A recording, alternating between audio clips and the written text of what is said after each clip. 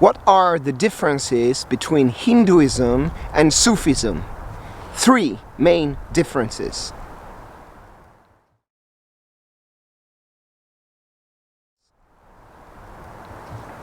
Number 1, the matter of dharma or religion.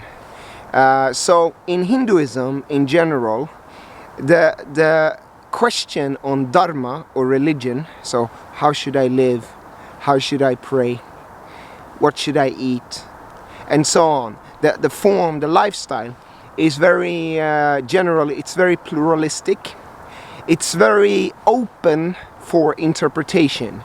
So one group in India worships in this way, another group in India worships in that way, a third group in India worships in a third way.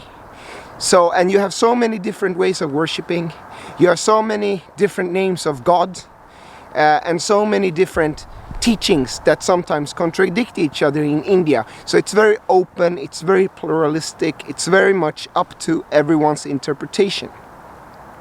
In Sufism, the issue of dharma, which is the Sanskrit word, the Semitic word is deen, is solved.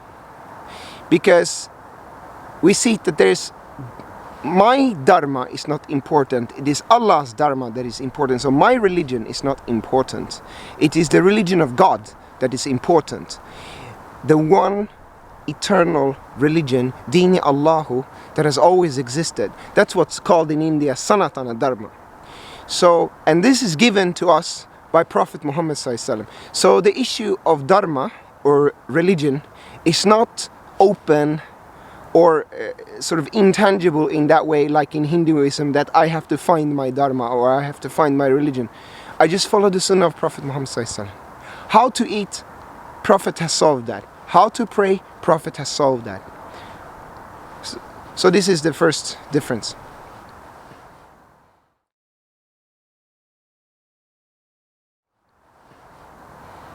The second difference is the matter of faith.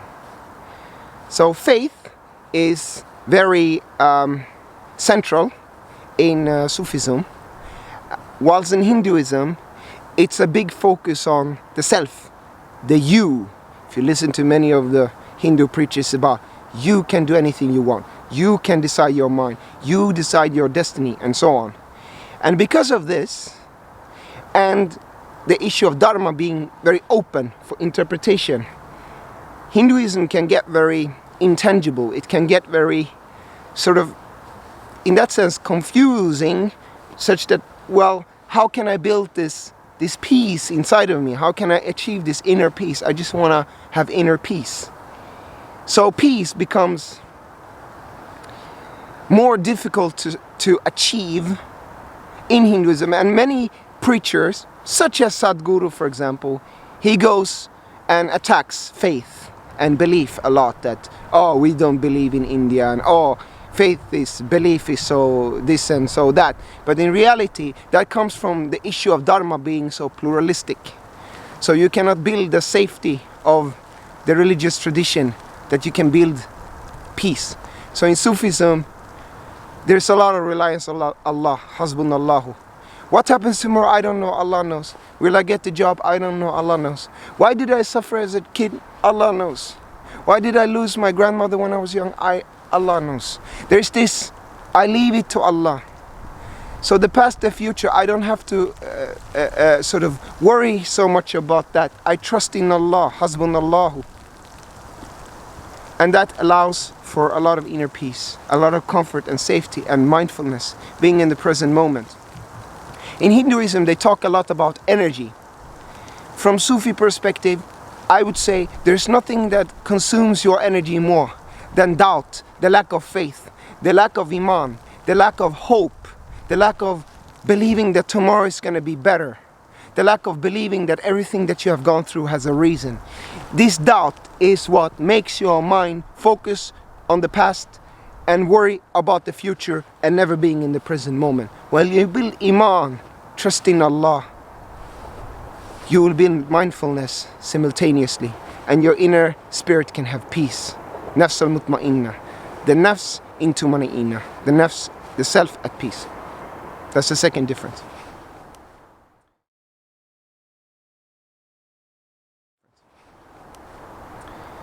third difference comes to the mystical dimension of Hinduism compared to the mystical dimension of Sufism. And that is when we deal with the ultimate and the self. So Hinduism is very focused on the self. It's about you. You are the being that exists. You are God, quote unquote. You have the power. You can change your reality the way you want. If you want it like this, do it like this. So there's a lot of focus on you. And from Sufi perspective, this is both true and false at the same time, because the self, we separate the nafs and Allah. Yourself is not real in Sufism. So you cannot say you are Allah. That's dangerous, because that is very likely in a state of self. There is a divine light mixed with a lot of individuality.